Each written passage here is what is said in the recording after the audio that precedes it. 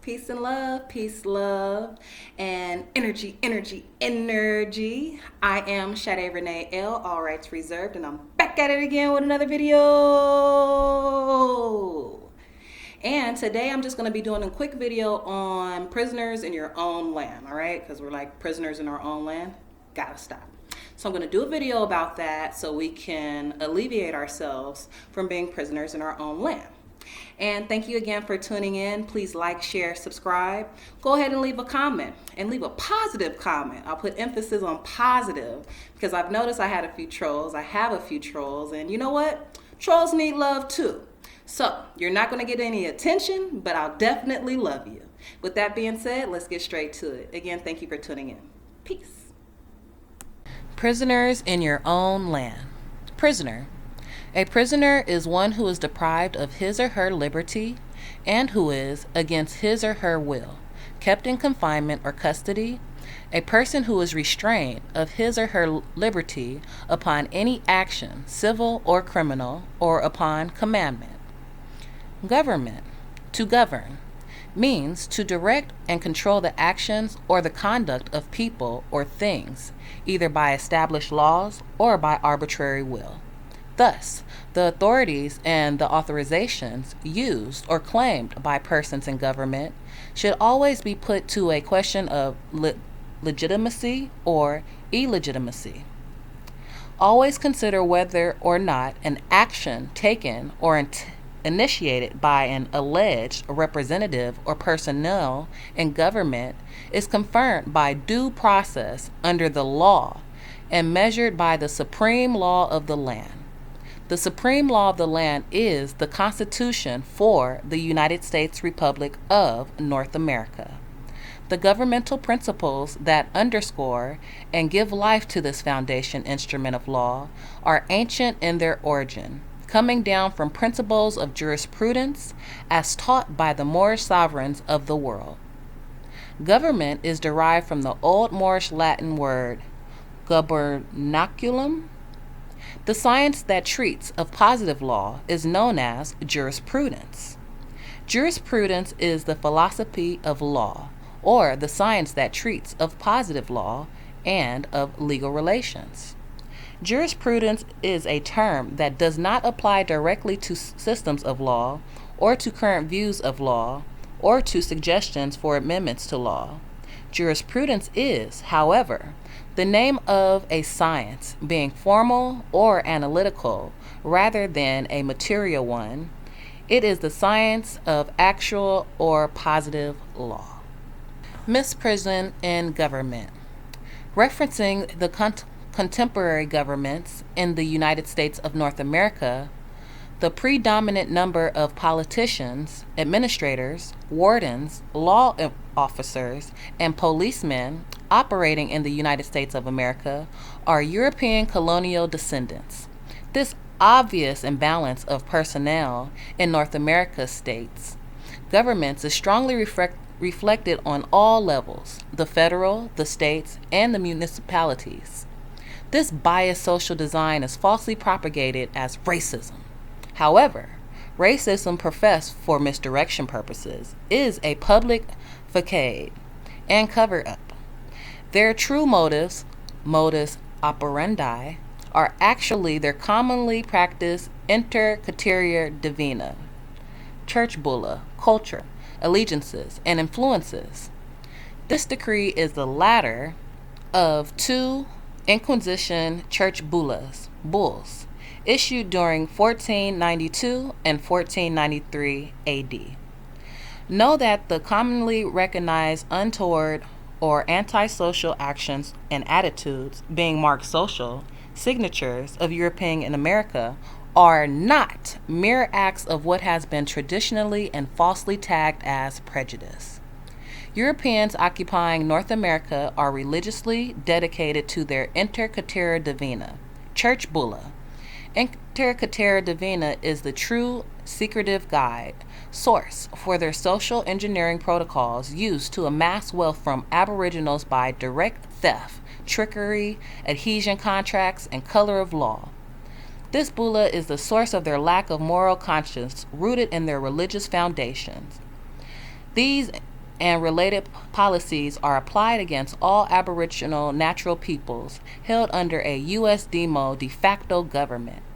Consequently, their practice color of law, color of authority, and color of office legal processes often contradict due process, constitutional principles. These disparaging and deviant administrative performances are obviously reflected in the prisons and jails being veiled concentration camps in North America. Though very few would speak openly about these bulas, it is the evidential truth as to why Asiatics, Aboriginals, fill the prisons and jails in such unfair and irrefutable high numbers. To support the economic demands of the church bulas, the de facto court system operates constantly violate Constitution, secured laws, see Article 6, and commit numerous transgressions against natural peoples, rights, and immunities, while knowingly violating international law. It reads, "This page is under construction. We receive mail from prisoners in their own land. Statistics show over 50% of prisoners are not supposed to be in jail, concentration camps. Statistics also show over 50% of those who may have been erroneously imprisoned and can be released based on DNA are not granted release, and in many cases a review of proof of innocence regarding DNA. Their cases are not heard, they are not released. This would prove the alarming rate of incarcerations that are based on finance, often as a result of usurpation and oppression of the Aboriginal people of the land. Imagine being in jail and having to pay for your confinement." Many of the jailhouses are now privatized and their protocols vary. We intend to present a program or process of assistance to our brothers and sisters who are now being incarcerated at an alarming rate. A nation cannot rise higher than its woman. This program will provide prisoners in their own land with subscriptions and information. However, assistance from their loved ones, family, and friends is helpful and may be necessary. They will be instructed through this page as needed. We will also set up a donation to this program to help us help them, as we will send them, with the assistance of their loved ones, family, and friends, as much as we are able to do in order to help them help themselves in their struggle to be free, upright citizens of their own land. All who donate will be noted on a list that can be made available on request. So stay tuned for how you can help, if you will, to our Prisoners of Their Own Land Assistance Program.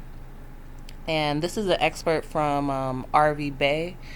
And I believe if you go to our website, you can go ahead and assist with the prisoners in their own land. As we all know, my daughter has been kidnapped. And if you guys do want to donate to the cause of mine, feel free to locate my Cash App. As we know, we don't like to deal with fiat money, Federal Reserve notes, but due to threat, duress, and coercion, we are forced. So you can always donate silver, 0.9999999, you know. But for now, feel free to donate to my Cash App. All right, so this page was actually inspired by Brother Ali Kareem Bey. And I'm going to go over some more information. And it reads as follows. The police officer swears by oath to uphold the United States Constitution as an officer of law. Supreme Court decisions are considered the law of the land in regards to constitutional protected rights, and they cannot be interpreted or reinterpreted, as they are stare decisis, already reviewed and clearly described as law. Supreme Court case, Cullender v. Lawson, 461 U.S. 352, 1983. In which the United States Supreme Court ruled that a police officer could not arrest a citizen merely for refusing to present identification. There is no such thing as failure to identify. You can sue the police for an illegal arrest and resist arrest with impunity. An illegal arrest is an assault and battery.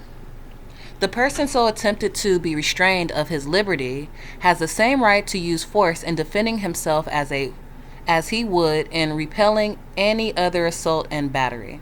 See State versus Robinson. Each person has a right to resist an unlawful arrest. In such a case, the person attempting the arrest stands in the position of a wrongdoer and may be resisted by the use of force as in self-defense. See State versus Mobley.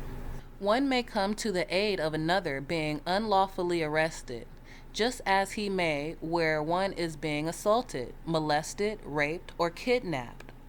Thus, it is not an offense to liberate one from the unlawful custody of an officer, even though he may have submitted to such custody without resistance. Now that's Adams versus State. And when I actually read this one makes me think of the George Floyd situation, the fact that many people sat there and watched with their phone and no one helped. And I would say probably out of fear because they did not know this case law. Moving forward. These principles apply as well to an officer attempting to make an arrest who abuses his authority and transcends the bounds thereof by the use of unnecessary force and violence, as they do to a private individual who unlawfully uses such force and violence. See Jones versus State. Police officers can only ask for your identification when an investigation is underway and you are a part of it. Therefore, when they hinder you, they are saying that you are under investigation. Their car lights and sirens are to go on as if there's an investigation. Therefore, they must identify to you the investigation and your part in it. This is why you ask them what is their probable cause. I knew someone who was hindered from their travels, and they asked the COP, Constable on Patrol, for their probable cause. First, they will hesitate. Let's face it, they are not used to you asking them that. They were in a shore town during off-season. The cop there were break-ins in people's houses to steal their televisions, and that they were being done by boat. Well, the person was just entering the foot of the bridge to go out of town, nowhere near the shoreline where the boats would dock. They were not in a boat or near a boat or going in the direction of a boat. In fact, they were going in the opposite direction of the boat, therefore in opposite direction to what supposedly was being investigated. Clearly, they were not the object or subject of such investigation. They were able to part their way with no occurrence. Illegal search. If they ask, do you mind if they search the car, say no. You cannot search without a search warrant, period. If you pay attention, they always ask if you mind. They know they have to get your consent. Usually people agree to do the search out of fear or from the fact that they see them as the authority. However, they are with bounds, limits, and protocols because they are for the purpose of upholding the law, keeping the peace, protecting the citizens, and preserving the rights of the people. See Peace on Earth, Law Enforcement Ethics on the open readings page of this site. Again, refer back to R.V Bey, please. Owen versus Independence. Officers of the court have no immunity when violating a constitutional right from liability, for they are deemed to know the law. Hofsmer versus Hayes. The courts are not bound by an officer interpretation of the law under which he presumes to act. All right, and I want to say pay close attention to this because this is actually very important, especially the Moors who are doing certain demonstrations and getting the pushback. Please, please, please always keep this in mind. And it reads as follows.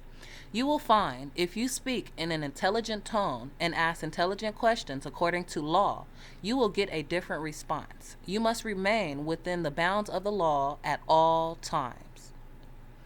Some patrolmen, or rather private security guards for the corporations, feigning as law enforcers, will actually say to you, I will tell you why I'm stopping you after you show me identification, driver's license, registration, etc. This is not the lawful order. Besides, a driver's license is not identification, and you have the right or liberty to travel upon the roads without it. It is an instrument for use in commercial activity. Murdoch versus Penn. No state shall convert a liberty into a privilege, license it, and attach a fee to it. Shuttlesworth versus Birmingham.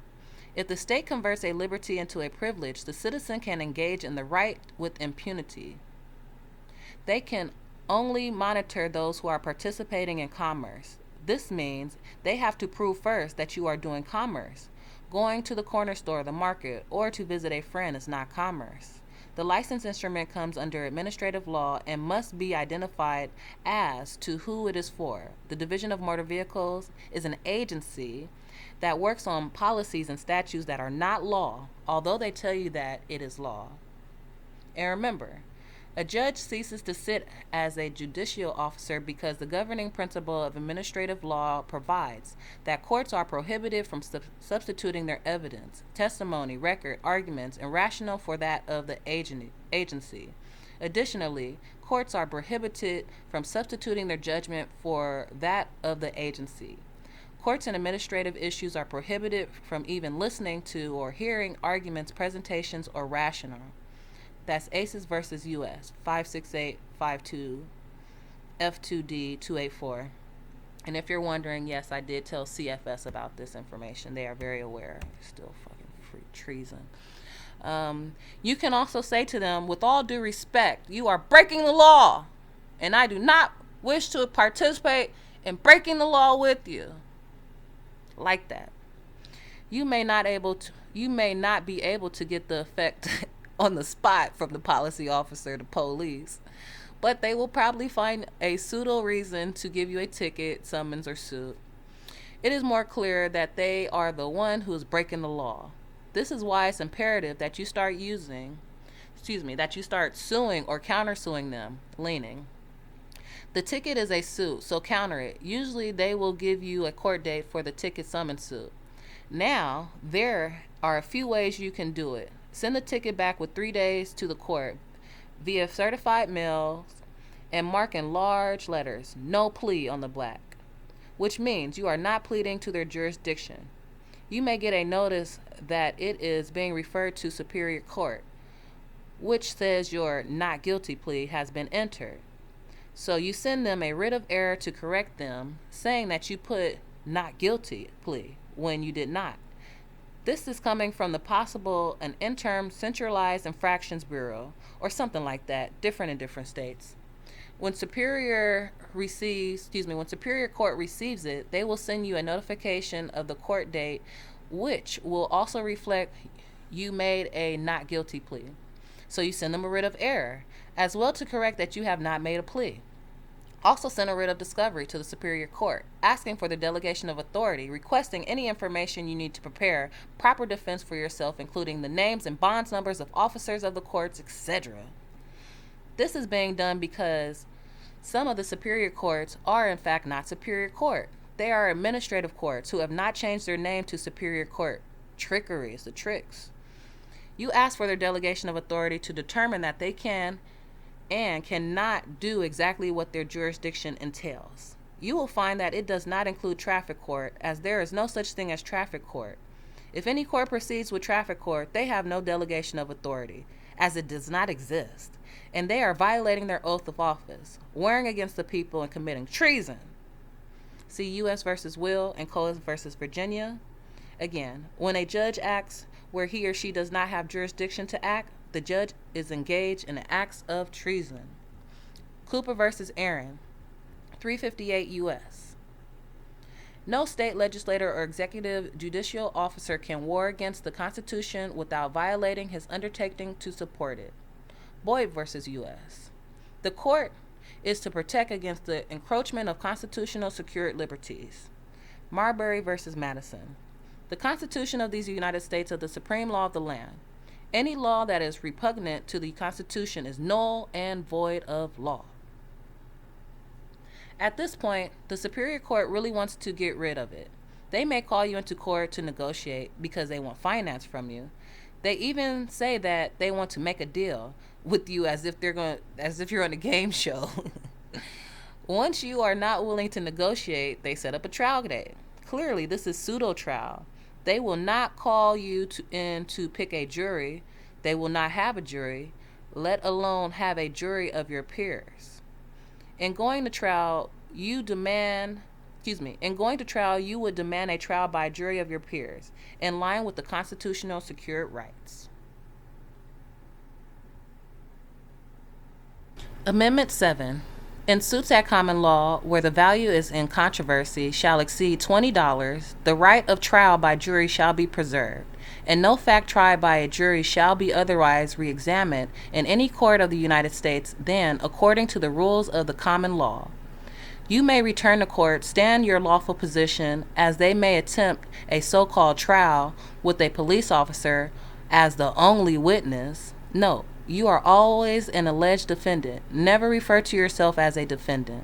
The magistrate, who usually acts unlawfully, upon recognizing that you know your rights, will ask if you want a nolo contendo, wherein you contend not appeal his judgment, and go before a lawful Article 3 judge instead of him, who is a magistrate. Yes, that is right. They actually say that. They know that they are magistrate and must admit it. Once you have proved it, it is important that you fill out the form of the nolo contendo right there on the spot before leaving, because for one, you have a certain amount of days, 5 or so, to submit it, or else it'll be closed. If you mail it to them, you ought not trust that they will process it correctly and in time.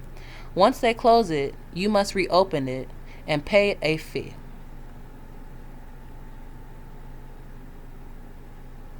In the end, it usually gets thrown out because an Article 3 judge knows that he ceases to sit as a judge and has no judicial power if he takes testimony, rationale, etc., from an agency or regarding an agency of which traffic is an agency. Its policies are ministerial and unconstitutional.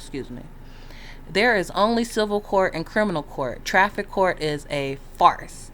It has already been determined by Supreme Court as unlawful. However, if people still answer to it, then they give it life. An old Roman maxim applies: he who be deceived, let him. Ministerial officers are incompetent to receive grants of judicial power from the legislature. Their acts in attempting to exercising such powers are necessarily nullities. Burns versus Soup. Identification. Proof of identity. The proving that a person, subject, or article before the court is the very same that he or it is alleged, charged, or reputed to be, as where witnesses recognizes the prisoner as the same person whom he saw committing the crime, or when handwriting, stolen goods, counterfeit coins, etc., are recognized as the same when one passed under the observation of the person identifying them. The requirement of identification as a condition precedent to admissible is satisfied by evidence sufficient to support a finding that the matter in question is what is prominent claims. Therefore, you can produce corroborating witnesses, at least 3, as proof that you are who you say you are. All right. Well, I'm going to stop there for now. And there you have it. And again, thank you for tuning into my channel. Hope you enjoyed the video. Please study well, study all things, keep that which is good.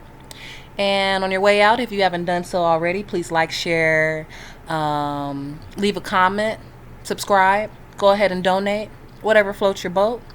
Again, I am Sade Renee, all rights reserved. And until next time, peace and love. Islam.